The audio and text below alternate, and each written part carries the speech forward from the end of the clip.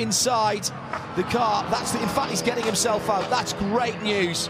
These GT4 cars, and a round of applause from the fans down there as well. That was a huge accident, but what precipitated it? Oh, he got a little tag from the 82 car. Oh my goodness me. He was trying to defend there to the inside. He was in the middle of the racetrack, and you know, he was squeezing Clay all the way to the inside there. He was way across, past the halfway point of the racetrack. Yeah, no, I'm sorry. He's got that coming to him. He's trying to defend too late in that instance, and Russell is going to pay the bigger penalty. Very nearly picked up the Rob Ferriol more speed car. Corners ripped off that machine. My, it's been I'm afraid an expensive year. Yeah, he made that defence just a little bit too late. You can see him squeezing. Oh, I think the BMW moved across to the right. I mean, he's squeezed. No. You should be on the right-hand side of the road there to take the corner. I mean, if the BMW's got the momentum. No.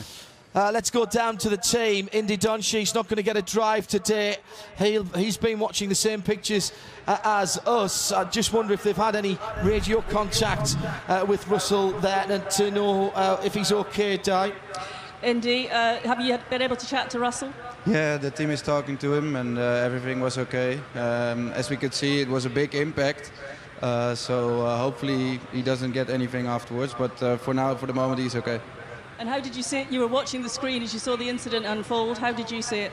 Well, my first thought is that the BMW steered in at us.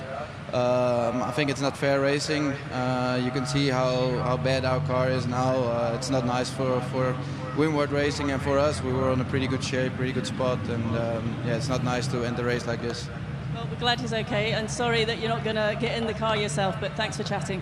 No problem, thanks.